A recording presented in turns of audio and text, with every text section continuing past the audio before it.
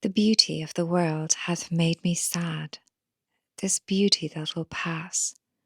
Sometimes my heart had shaken with great joy to see a leaping squirrel in a tree, or a red ladybird upon a stalk, or little rabbits in a field at evening, lit by a slanting sun, or some green hill where shadows drifted by, some quiet hill where mountainy man had sown and soon would reap, near to the gate of heaven, or children with bare feet upon the sands of some ebb sea, or playing on the streets of little towns in Connacht, things young and happy. And then my heart had told me, these will pass and change, will die and be no more, things bright and green, things young and happy. And I have gone upon my way, sorrowful.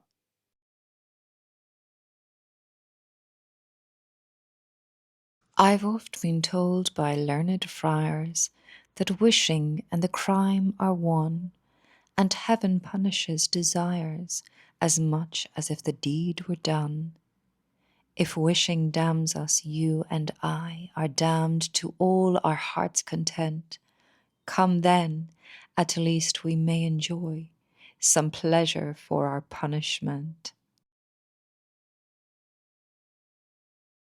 Had I the heavens embroidered cloths, enwrought with golden and silver light, the blue and the dim and the dark clothes of night and the light and the half-light, I would spread the clothes under your feet.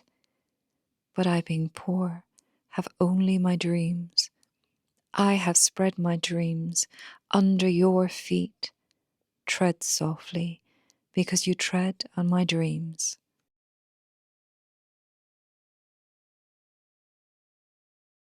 I called you by sweet names, by wood and linn. You answered, not because my voice was new, and you were listening for the hounds of Finn and the long hosts of Lugh. And so I came unto a windy height and cried my sorrow, but you heard no wind, for you were listening to small ships in flight and the wail on the hills behind.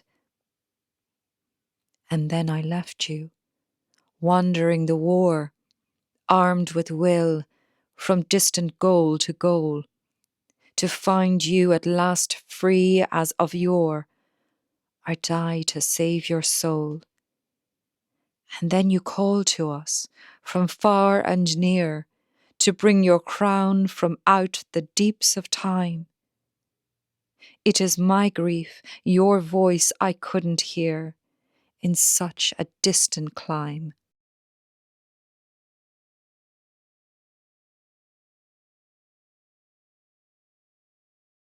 I will arise and go now, and go to Innisfree, and a small cabin built there, of clay and wattles made. 9 bean rows will I have there, and a hive for the honey bee, and live alone in the bee-loud glade. And I shall have some peace there, for peace comes dropping slow, dropping from the vales of the morning to where the cricket sings. There midnight's all a glimmer, and noon a purple glow, and evening's full of the linnet's wings. I will arise and go now, for always night and day I hear lake water lapping with low sounds by the shore, while I stand on the roadway or on the pavements grey. I hear it in the deep heart's core.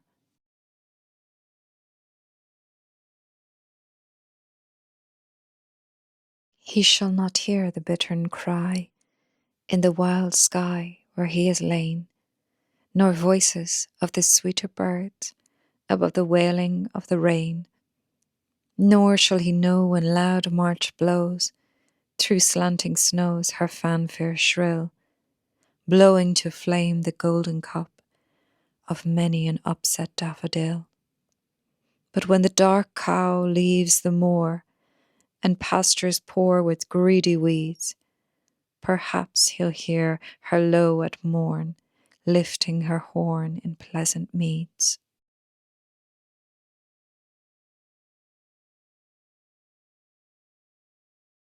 I lose the secrets of my soul and mint my heart to heavy words, lest you should need to ask a dole of singing from the winds and birds. You will not heed, nor bear my soul.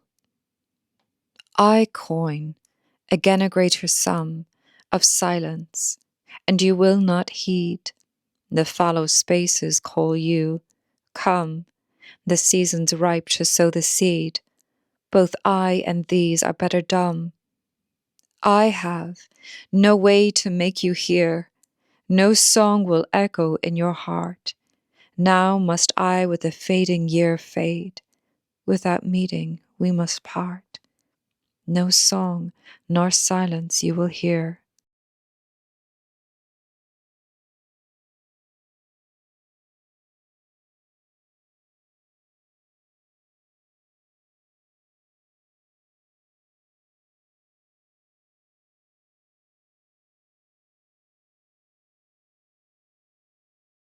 I rode till I reached the house of wealth. 'Twas filled with riot and blighted health. I rode till I reached the house of love. 'Twas vocal with sighs beneath and above. I rode till I reached the house of sin. There were shrieks and curses without and within. I rode till I reached the house of toil. Its inmates had nothing to bake or boil. I rode in search of the house of content, but never could reach it, far as I went. The house of quiet for strong and weak, and poor and rich, I have still to seek.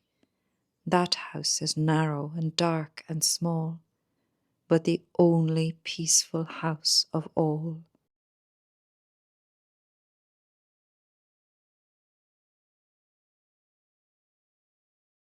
You've plucked the curlew, drawn a hen, washed the shirts of 7 men. You've stuffed my pillow, stretched the sheet, and filled the pan to wash your feet. You've copped the pullets round the clock, you've rinsed the young men's drinking a crock. And now we'll dance to jigs and reels, nail boots chasing girls' naked heels, until your father will start to snore, and Jude, now you're married, will stretch on the floor.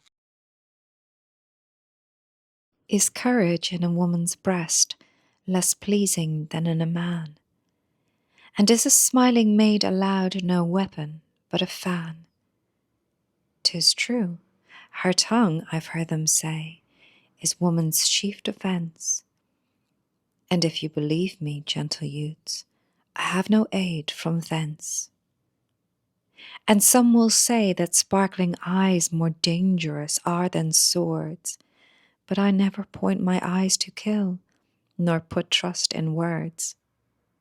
Then since the arms that women use successless are in me, I'll take a pistol, sword or gun, and thus equipped live free. The pattern of the Spartan dame I'll copy as I can.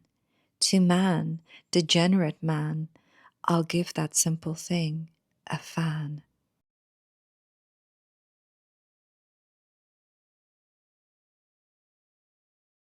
The harp that once through Tara's halls the soul of music shed, now stands as mute on Tara's walls, as if that soul were fled. So sleeps the pride of former days, so glory's thrilled is over, and hearts that once beat high for praise now feel that pulse no more. No more to chiefs and ladies bright the harp of Tara swells, the chord alone that breaks at night its tale of ruined tells. Thus freedom now so seldom wakes, the only throb she gives is when some heart indignant breaks to show that she still lives.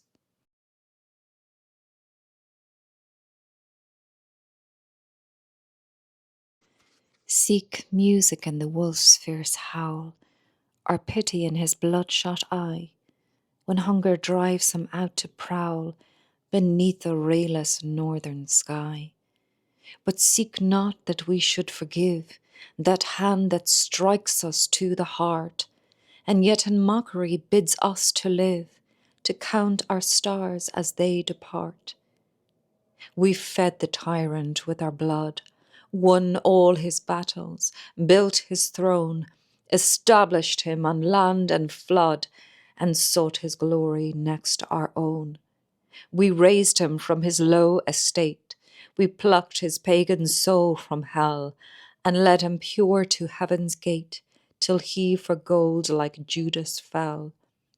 And when in one long soulless night he lay unknown to wealth or fame, we gave him empire, riches, light, and taught him how to spell his name. But now ungenerous and unjust, forgetful of our old renown, he bows to us like the very dust, but wears our jewels in his crown.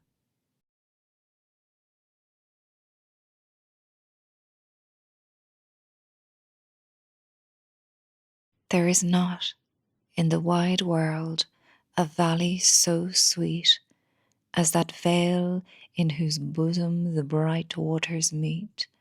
Oh, the last rays of feeling and life must depart ere the bloom of that valley shall fade from my heart. Yet it was not that nature had shed o'er the scene her purest of crystal and brightest of green. 'Twas not her soft magic of streamlet or hill. Oh no, it was something else, more exquisite still.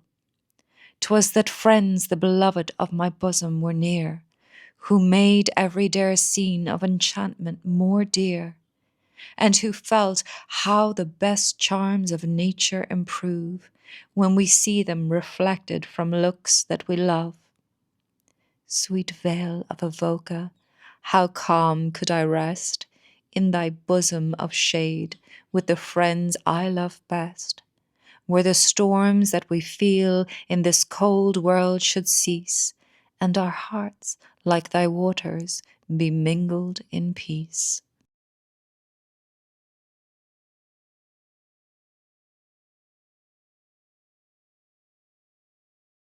'Tis the last rose of summer, left blooming alone.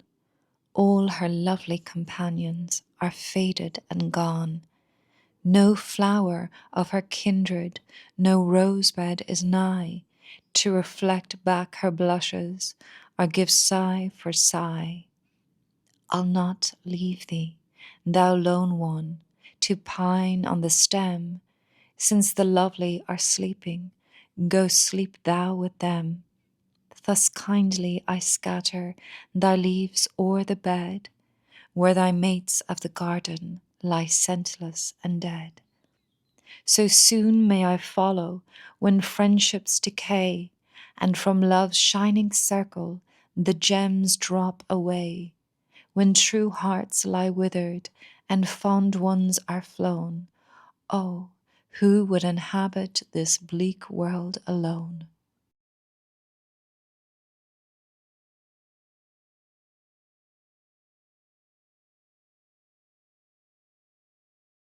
Oh, to have a little house, to own the hearth and stool and all, the heaped up sods upon the fire, the pile of turf against the wall, to have a clock with weights and chains, and pendulums swinging up and down, a dresser filled with shining delf, speckled with white and blue and brown.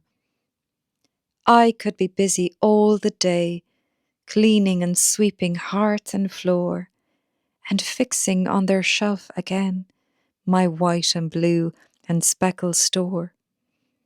I could be quiet there at night, beside the fire and by myself, sure of a bed and loath to leave the ticking clock and the shining delf.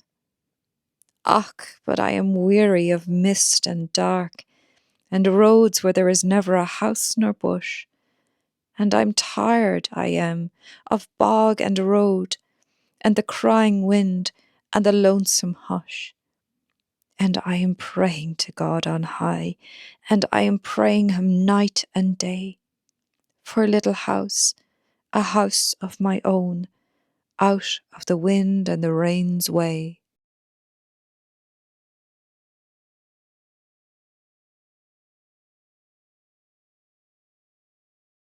When night stirred at sea, and the fire brought a crowd in, they say that her beauty was music in mouth, and few in the candlelight thought her too proud, for the house of a planter is known by the trees. Men that had seen her drank deep and were silent. The women were speaking wherever she went, as a bell that is rung or a wonder told shyly, and oh, she was the Sunday in every week.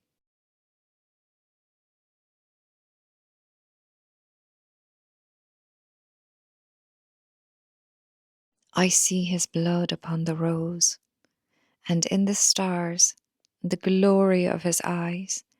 His body gleams amid eternal snows, his tears fall from the skies.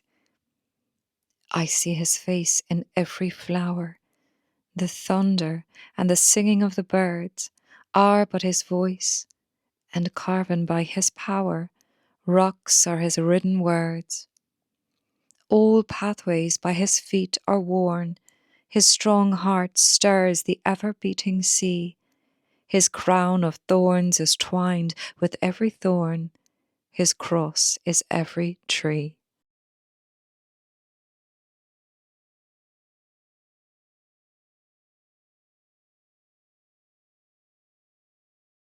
To be dead is to stop believing in the masterpieces we will begin tomorrow.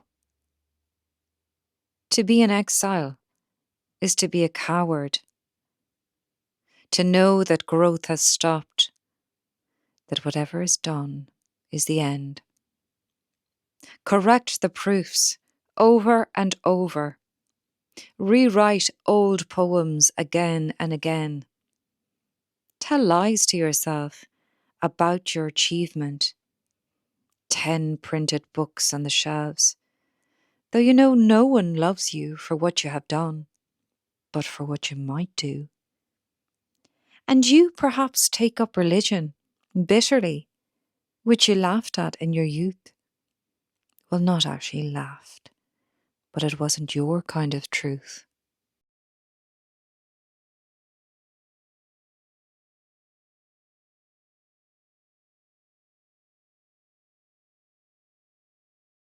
When you are old and grey, and full of sleep, and nodding by the fire, take down this book, and slowly read, and dream of the soft look your eyes had once, and of their shadows deep. How many loved your moments of glad grace, and loved your beauty with love false or true. But one man loved the pilgrim soul in you, and loved the sorrows of your changing face. And bending down beside the glowing bars, murmur, a little sadly, how love fled and paced upon the mountains overhead, and hid his face amid a crowd of stars.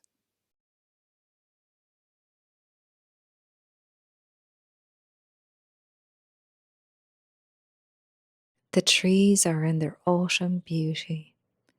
The woodland paths are dry.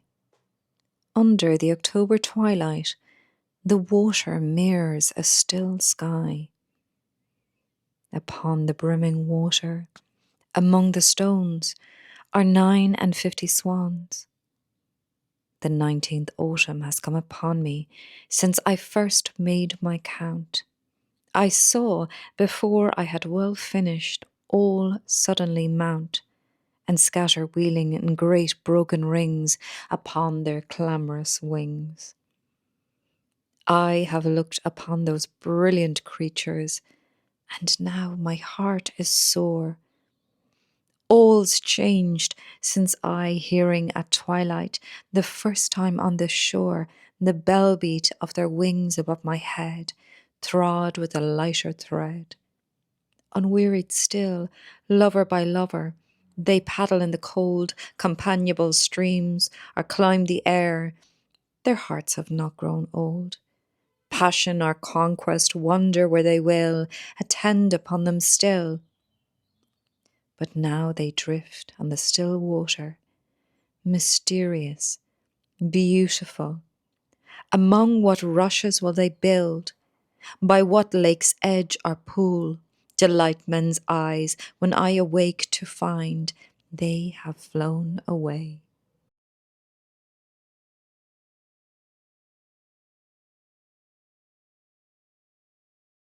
Woman, graceful as the swan, why should I expire for the fire of any eye?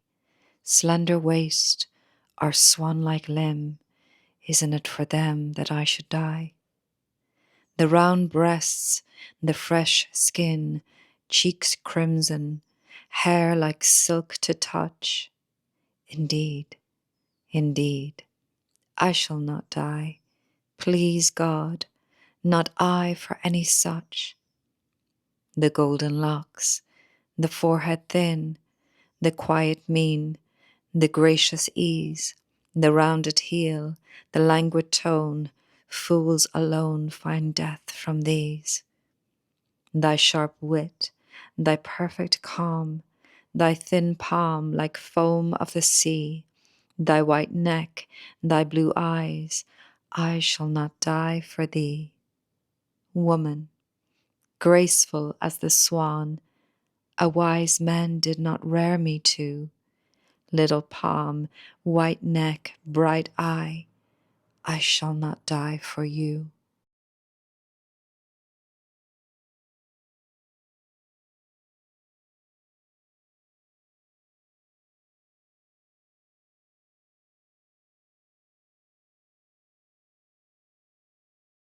Deaf, giddy, odious to my friends, now all my consolation ends. No more I hear my church bell than if it rang out for my knell. At thunder now no more I start than at the rumbling of a cart. Nay, though I know you do not credit, although 1,000 times I've said it, a scold whom you might hear a mile hence no more could reach me than her silence.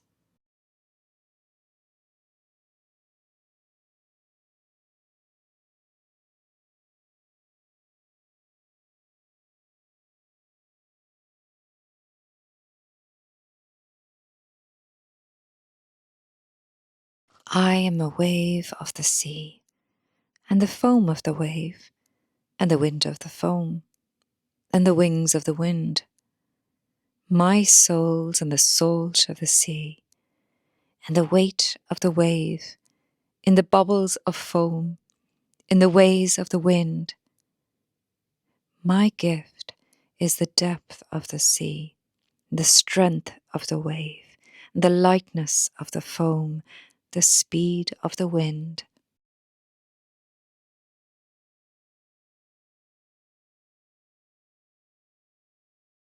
I went out to the hazel wood, because a fire was in my head, and cut and peeled a hazel wand, and hooked a berry to a thread. And when white moths were on the wing, and moth-like stars were flickering out, I dropped the berry in a stream, and caught a little silver trout. When I had laid it on the floor, I went to blow the fire aflame, but something rustled on the floor, and someone called me by my name. It had become a glimmering girl, with apple blossom in her hair, who called me by my name and ran and faded through the brightening air. Though I am old with wandering through hollow lands and hilly lands, I will find out where she has gone, and kiss her lips, and take her hands, and walk among the long dappled grass, and pluck till time and times are done the silver apples of the moon, the golden apples of the sun.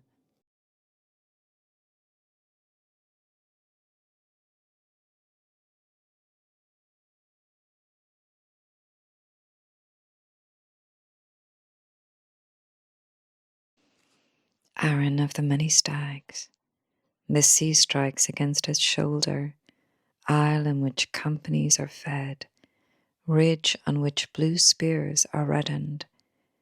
Skittish deer are on her peaks, delicious berries on her mains, cool water in her rivers, massed upon her dun oaks. Greyhounds are in it and beagles, blackberries and sloes of the dark black thorn. Her dwellings close against the woods, deer scattered about her oak woods, gleaning of purple upon her rocks, faultless grass upon her slopes, over her fair shapely crags, noise of dappled fawns a skipping. Smooth is her level land, fat are her swine, bright are her fields, her nuts upon the tops of her hazel wood, long galleys sailing past her. Delightful it is when the fair season comes, trout under the brinks of her rivers, seagulls answer each other round her white cliff, delightful at all times. Aaron.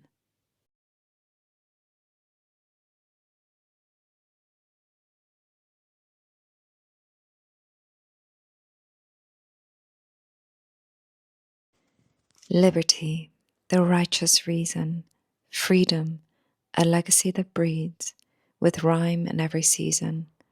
For having lived in a speck of stardust, did you see me? Pilgrim, running free with white horses, making way along the sacred path as a bird on wing. Within the land of soul stands a time chiselled from stone, encapsulated in peatlands of Connemara. Heaven's lintels now lie as stepping stones that once did see the foundations of a nation, where poems to God fell into the silence of the having happened. Shattered in the ether, I gather window fragments to piece together the scurry to scribe, the knowing of what was to come, and the sentences still not to be spoken. A once warm bed, a once safe house, a once home burnt out. Within this house of prayer I prod and poke, pulling remnants from briar glove's embrace. Inside this lost ark of tin, all within, at throes of Unclockmore, the beacon stone.